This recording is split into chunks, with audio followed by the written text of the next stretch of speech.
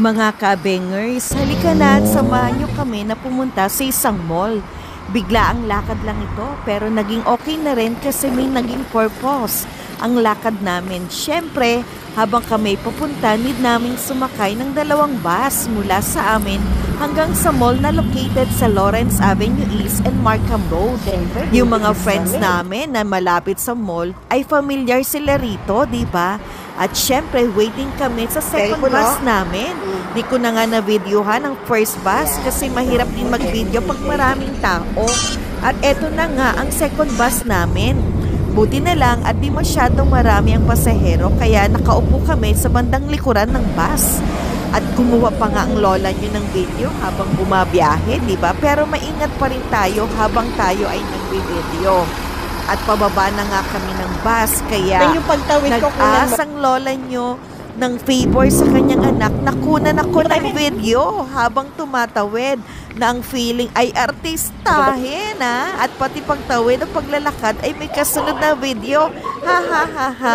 Pilinggera talaga ang lola nyo.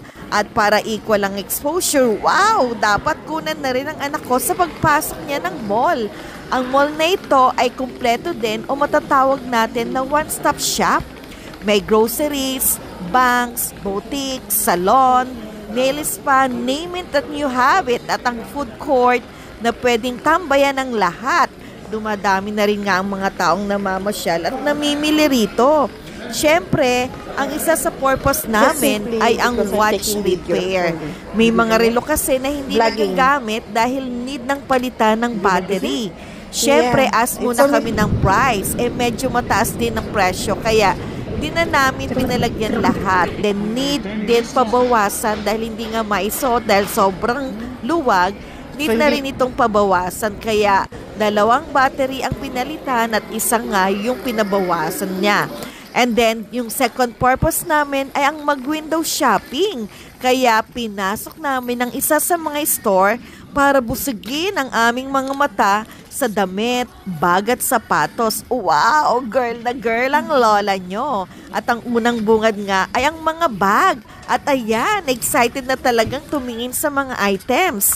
Meron ba kayong napansin habang nagwi-window shopping ang lola nyo? May tama kayo. Tingin agad ang tag price. Pag mahal at di sale, ano ang initial reaction? Bitaw agad at punta sa ibang product. Paikot-ikot lang tayo. Then after sa mga bag, sa mga damit, kunyari namimili at talaga namang ang damit, napakaganda. Kaya pumili ang lola nyo ng mga bisida at slacks. Susukatin niya. O ayan nagsasalamin pa ang lola niyo, 'di ba? Talaga naman, 'di ba? So may mga regular price at sale. Syempre, libre naman ang magsukat. Kaya eto kami nasa fitting room. Talaga naman po sinusukat, paikot-ikot, nag-feeling model na naman ang lola niyo, 'di ba? At syempre, ine-enjoy lang namin. Eto, tignan niyo kung ano yung mangyayari dito.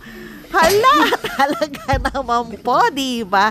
At eto yung bet na bet ko talaga. Gustong-gusto ko to. Kita nyo naman dahil sa pagkagusto ko, napapasayaw pa ako, diba? At paikot-ikot yung yung huling na yan, diba? Gustong-gusto ko. Ayan, narinig nyo ba yung sinabi ng anak ko? Oh my gulay, nakakaya, diba? At syempre, pagkatapos ka magsukat ng mga damit, diretso lang kami sa mga shoes. Nakita po, ang dami na namang magaganda, di ba? Grabe talaga. Namili ng mga susukatin, palakad-lakad. At syempre, doon lang tayo magpo-focus sa size ko, di ba? Size 6 to 6 and a half. O, inuulit ko ang size ko ay size 6 to 6 and a half para sa shoes. Baka naman yung may mga gusto dyan na magbigay, di ba?